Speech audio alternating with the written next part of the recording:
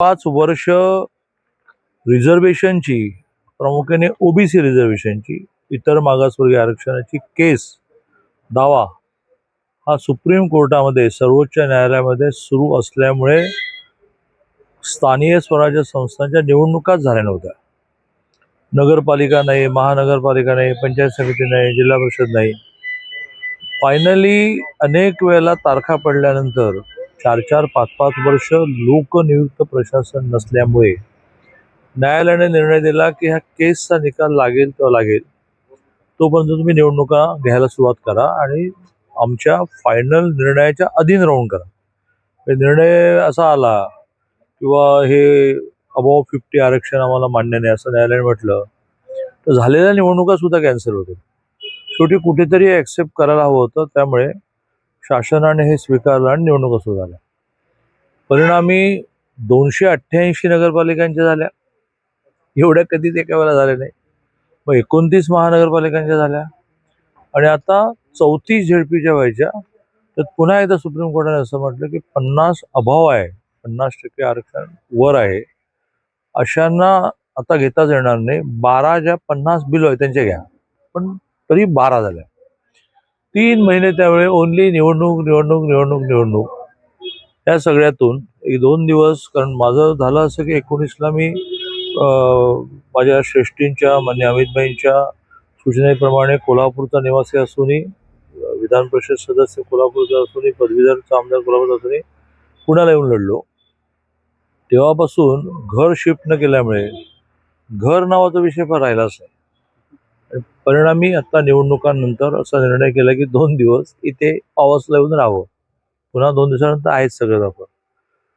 पण तुम्ही आता भेटलात तर निवडणुका का नव्हत्या झाल्या याची पार्श्वभूमी सांगितली, केवढ्या मोठ्या संख्येने झाल्या तेवढे सांगितले. त्या विचारा. सुनीताबाईंनी तुम्ही काल एक सल्ला दिला. सल्ला देण्या इतका मी मोठा नाही.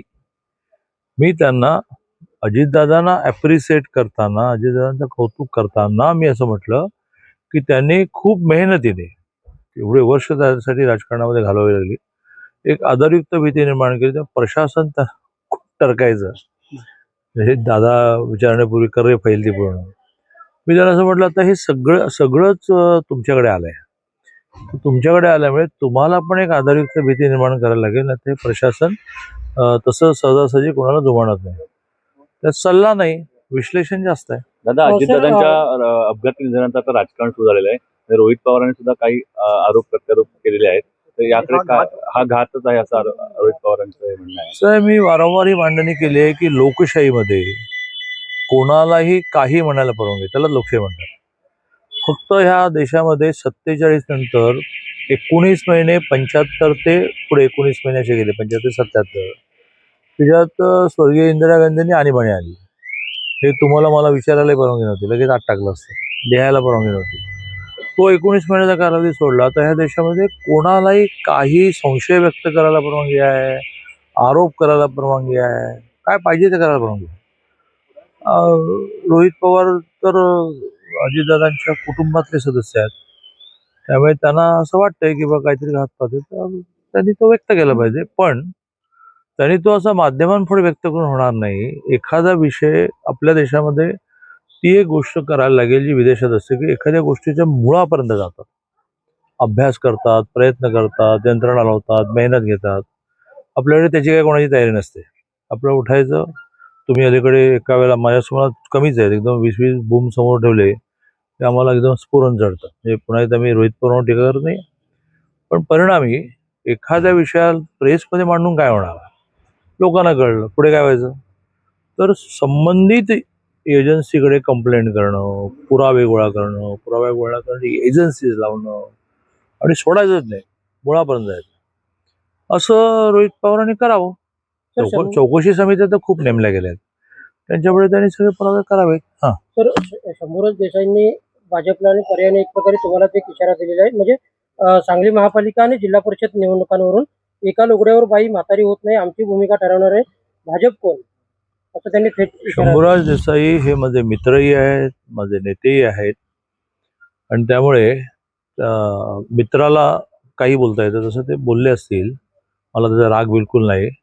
माझं म्हणणं एवढंच आहे की राजकारणामध्ये सगळं गणित हे भावनेशी जोडलेलं जसं असतं तसं संख्येशी जोडलेलं असतं. ज्या वेळेला 19ला सरकार गेलं त्यावेळेला 161 जागा भारतीय जनता पार्टीच्या, शिवसेनेच्या आणि 29 अपक्ष 190 असूनही सरकार गेलं. का गेलं? तर त्या 161 मधल्या 54 का 55 शिवसेनेने बाहेर जायचा निर्णय केला. मग संख्याबळ कमी झालं. मग आम्ही त्यांना कोसायचं का, त्यांना दोष द्यायचा का? त्यांनी त्यांचा निर्णय केला. पुन्हा एकदा त्या 54 मधले 40 जण तुम्ही बाहेर पडलात. मग इकडे 112चे 40 जोडल्यामुळे 162 झाले, 152 झाले. मग अजितदादांचे 40 जॉईन झाले. हे सगळं मग असं म्हणूया का किंवा तुम्ही त्यावेळेला भावनेचा विचार का नाही केला? राजकारणामध्ये जी लोकशाही आपण स्वीकारली तर ज्याचा एक जास्त त्याचं सरकार. हा, आता ते कसंही करून करावं का बहुमत, हा परिस्थितीनुसार प्रसंगानुसार त्याचं वेगळं उत्तर असतं. तसं सांगली महानगरपालिकेमध्ये आधीच्या टर्ममध्ये सत्ता बीजेपीची होती. बीजेपीचे 1 नाही 2 नाही 3 नाही 43 जण होते. शिवसेनेचा एकही नव्हता. मला म्हणणं आहे काळाच्या ओघात शिवसेनेची ताकद वाढली म्हणून तर आम्ही युती करायला तयार झालो. पण युती करत असताना 8 जागा आम्ही दिल्या. त्यात प्रत्येक वेळेला शिवसेनेचा कोणतरी एक वेगळा नेता, एक वेगळी यादी घेऊन यायचा. एक सेटिंग जे असतं ना, तयार झालेलं असतं की कोणाकोणाला कुठे कुठे उभं करायचं. एनिवे त्या खोलात मला जायचं नाही, तुमच्या एवढं वेळी घ्यायचं नाही मला. तर त्यामुळे काही ती युती झाली नाही. मग ती युती झाली नाही तर त्यांनी एकदम 40-42 ठिकाणी उमेदवार उभे केले. त्यातून बीजेपीचे अनेक उमेदवार पडले, नाहीतर बीजेपीची 39 स्थिती आली नसती. चांगले मागच्या वेळेसारखं 43, 45, 50, माझं तर म्हणणं होतं 55 झाले असते. चला, उभे राहिलात. तुमच्या मतं खाण्यामुळे, तुम्ही मतं घेण्यामुळे बीजेपीचे उमेदवार पडले. 2 तुमचे आले. आता हे तुमचं आणि आमचं म्हणणंही मनाला त्रास देणार आहे. आपण माहिती म्हणून एकत्र, पण 2 आले. मग त्या 2ला घेऊन इक्वल झाल्यामुळे आपण सरकार बनवण्याचं ठरवलं का, तर 41 झाले असते. मग उपमहापौर तुम्हाला देणारच होतो. तेवढ्यात अजितदादांकडून निरोप आला. म्हणजे अजितदादा जाण्याच्या आदल्या दिवशी हे बोलणं झालं की मी माझे 16 देतो. आता आम्ही ते 16 घ्यायचे का तुमचे 2 घ्यायचे?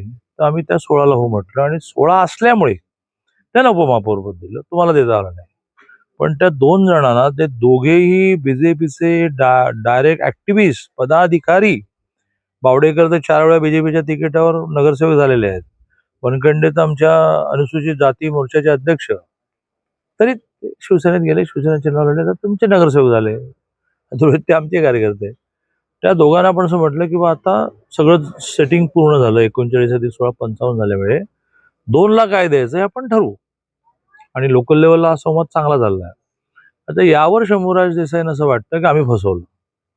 आता असं फसवलं तर मग प्रत्येकच पार्टीचा 10 वर्षाचा 5 वर्षाचा इतिहास लिहिला तर कोणीतरी कोणाला तरी फसवलेला आहेच ना. पण ती पुन्हा एकदा त्याच्यावर मी टीका करत नाही, कारण हे वारंवार म्हणणं असतं शिवसेनेचं की आम्ही बाहेर पडलो म्हणून तुम्ही मंत्री झालात. तर तुम्ही असं म्हणता, आम्हाला वेगळंही म्हणता येईल, पण आम्ही ते म्हणणार नाही. पण असं संख्येचं गणित हे तुम्ही वेळोवेळी जमवत राहिलातच ना. आणि त्यामुळे काही सांगलीमध्ये सहभागी करून घेत नाही असं नाहीये. फक्त संख्या एकदम 39 अधिक 16 55 झाल्यामुळे उपमहापौर देण्याच्या ऐवजी आणखीन काही देऊ. तर राष्ट्रवादीचे विलिनीकरण झाल्याने पवारांची सूत्र जाणार होती असं शरद पवार गटाचे प्रदेशाध्यक्ष शशिकांत शिंदेचं म्हणतात. असं आहे की मी एका आई वडील दोघेही गिरणी कामगार होते अशा कुटुंबातला मुलगा असल्यामुळे हे मोठमोठं राजकारण काही आपल्याला कळत नाही.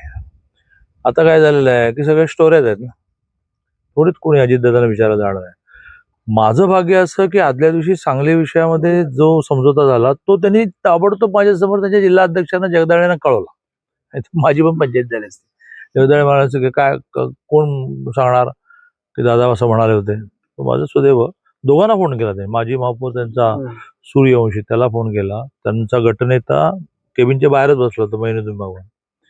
असं शशिकांत शिंदे म्हणाल्यानंतर कोण त्याचं खरं खोटं करणार. तर माझ्यासारख्याने अशा विषयात जाऊच नाही. 2 राष्ट्रवादी एकत्र येणार होते की नाही, त्यांचे प्रमुख सुप्रियाताई असणार होती का अजितदादा असणार होते, अजितदादा सुप्रियाताईच्या अंडर काम करणार होते का सुप्रियाताई अजितदादा अंडर काम करणार होते, सगळं आता अजितदादा नसल्यामुळे चर्चा आहेत आणि त्या चर्चांमध्ये माझ्यासारख्या सामान्य माणसाने पडू नये. तर मनोज जरांगे यांच्या मुंबई आंदोलनानंतर लागू केलेल्या हैदराबाद गॅजेटनुसार केवळ 310 लोकांना कुणबी प्रमाणपत्र मिळालं. मग आंदोलन यशस्वी कसं झालं असा प्रश्न आता मराठा आंदोलकच विचारत आहेत. आंदोलन फसलं का अशी देखील चर्चा सुरू आहे. काही आंदोलन फसलं नाही. मनोज जरांगेंच्या आंदोलनामुळे खूप मोठ्या संख्या हैदराबाद गॅझेटमध्ये काय झालं की हैदराबाद गॅझेटमध्ये व्यक्तीच्या नोंदी नाही आहेत, गटाच्या नोंदी आहेत. ह्या गावामध्ये 400 कुटुंब मराठी होती, पण त्या गावामध्ये 200 कुटुंब ही ओबीसी होती, 100 कुटुंब एससी होती. मग कोणती की ज्यांना आपण ओबीसी म्हणणार, असा तो विषय असल्यामुळे हैदराबाद गॅझेटमधून किती जणांना मिळालं मला माहीत नाही. पण मराठवाड्यातल्या सगळ्या जिल्ह्यांमध्ये, शेवटी हा विषय मराठवाड्यापुरता जास्त आहे, बाकीच्या सगळ्या ठिकाणी कुणबी नोंदी सापडल्या आणि काही लाख मराठे हे कुणबी होऊन ओबीसी झाले. मराठवाड्यामध्ये अपार्ट पण हैदराबाद गॅझेट खूप नोंदी मिळाल्या. ॲज पर माय नॉलेज 48,000 वगैरे नोंदी मिळाल्या.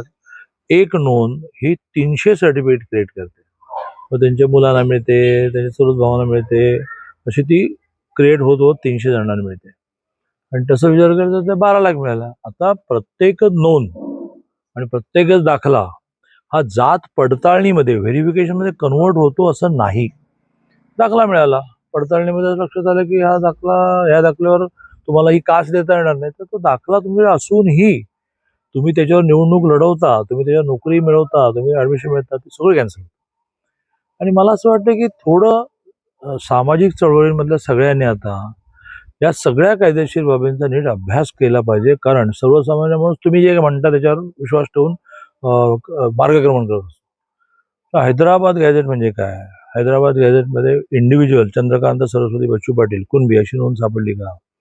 तर ती गठ्ठ्याने सापडली. मग हैदराबाद गॅझेटच्या मर्यादा आहेत का? माहीत नाही. हैदराबाद गॅझेटसाठी आणि एकूणच मराठ्यांना कुणबी सर्टिफिकेट देण्यासाठी रिटायर्ड जज शिंदेची समिती जी आपण घेते, ते बिचारे इतकं काम करतात. दिल्लीत जातात, हैदराबाद जातात, मग वेगवेगळ्या जिल्ह्यामध्ये जातात, ते खूप मेहनत घेत आहेत. त्यामुळे हैदराबाद गॅझेटमध्ये गठ्ठ्याने सापडलेल्या कुणबी नोंदी इंडिव्हिज्युअलला कशा शिफ्ट करता येतील त्याचा अजूनही कोणाला निर्णय करता आलेला नाही. दादा, मंत्रालयातील नरहरी झिरवळांचा मंत्रालयातील कार्यालयावर थेट छापा पडलेला आहे. हो. प्रथम परवान्याचे नूतनीकरण करण्यासाठी लिपिक राजेंद्र ढेरंगेनं 35,000ची लाच असं घेताना आहे की मंत्री कार्यालयामध्ये जरी एखादा अधिकारी सापडला असेल तरी त्याचा मंत्र्यांकडे दोष जात नाही. याच्यासाठी शेवटी तो मंत्री कोणाकोणाला असं काय एक दुर्बीण घेऊन फिरणार का? चुकीचं झालं असं मंत्रालयात होता कामा नये, ही स्टेज येता कामा नये. पण ती एका माणसाने केलेला घपला आहे, त्याला त्याची शिक्षा होईल. पण एकदम मंत्रालयात कसं सापडलं, मंत्र्यांच्यामुळे कसं सापडलं, तर आता दिवसभरात मंत्रालयात येणारी संख्या काही हजार आहे. मंत्रालयात काम करणारा सरकारी नोकरवर्ग काही हजार आहे. म्हणजे मग हे होऊ द्यायचं का? हे झालंय चांगलं झालं का? हे होऊ द्यायचं नाही, हे चांगलं झालेलं नाही, हे चिंताजनक आहे. पण घडलेली घटना जी आहे ती सदा सर्व काळ पैशाच्या मोहात पडणारी माणसं जी वाढली की ज्यांना स्मॉल इज ब्युटी नावाचं पुस्तक आहे, हे सगळ्यांना तर मराठी करून वाचायला दिलं पाहिजे. थोडक्यामध्ये मजा आहे. तर ते काही काही जणांचे बुका इतके असतात की त्यांचं काही पोटच भरत नाही, त्याला काय अजित पवारांच्या अपघातावरून राष्ट्रवादी अंतर्गत पाहायला मिळते. कारण अमोल मिटकरी, सुरज चव्हाण आणि रुपाली ठोंबरे यांनी अजित पवार यांच्या घातपात असल्याचा सूर लावल्यानं पक्षांतर्गतच नाराजी असल्याचं मिळतंय. तर सुनेत्रा पवारांचंही रोहित पवारांना समर्थन असल्याची चर्चा आहे. असं आहे, अजितदादांची राष्ट्रवादी, पवार साहेबांची राष्ट्रवादी या विषयात आता पत्रकारांनी पडू नये आणि अन्य कोणी पडू नये. त्यांना त्यांचं करू द्यावं. तर लास्ट प्रश्न, चंद्रपूर मधल्या महानगरपालिकेच्या महापौर आणि उपमहापौराच्या शपथविधी सोहळ्यावरून सध्या मुनगंटीवार आणि जोरगेवार यांच्यामध्ये आमचे प्रदेश अध्यक्ष अशा सगळ्या गोष्टी डील करायला म्हणजे हाताळायला खूप समर्थ आहेत. आणि आमच्याकडे एक शिस्त आहे की ज्याचं काम त्याने करायचं. रवीजी म्हणजे राज्याचे अध्यक्ष पाहतील काय. सर, एकनाथ शिंदेने आदेश केलेले आहेत की बांगलादेशमध्ये कारवाई करा. बंगला बांगलादेशमध्ये कारवाई करा. नाही, अतिशय योग्य आदेश त्यांनी काढला. याची अतिशय कठोर अंमलबजावणी केली पाहिजे. आज पुण्यामध्ये फर्ग्युसन रोडला चला, 90% 80% फेरीवाले बांगलादेशी आहे. परत ते गप व्यवसाय करतील नाही, ते आपल्या मुलीबाळींशी चुकीचा व्यवहार करतात, त्यांना आकर्षण निर्माण करतात, त्यातून लव जिहाद सारखे प्रकार होत आहेत. हा मोठा सिरियस विषय आहे. पुण्यात आता भारतीय जनता पार्टी सत्ता आली आहे. मध्ये 4-5 वर्ष प्रशासक राज होतं. आता मी आणि प्रमुख्याने माननीय मुख्यमंत्री महोदय देवेंद्रजींनी त्या सगळ्यांना आदेश दिला आहे की बिलकुल चालणार नाही. मी एकदा कारवाई झाली की 8 दिवस थांबतात, पण येऊन बसतात. त्यामुळे एकनाथजींनी अतिशय योग्य भूमिका घेतली आहे. देवेंद्रजींनी आणि एकनाथजींनी, आता सुनेत्रा वहिनींनी गावागावामध्ये आढावा घेतले पाहिजे. चेक करा सगळ्यांना. आता त्यातला एक मोठा प्रॉब्लेम काय असतो की असे बांगलादेशी सापडले त्यांना बाहेर पाठवणे, ज्याला इंग्लिशमध्ये डिपोर्ट म्हणतात, त्याची प्रक्रिया भयंकर जटिल आहे. ती सोपी करायला पाहिजे असं वाटतं.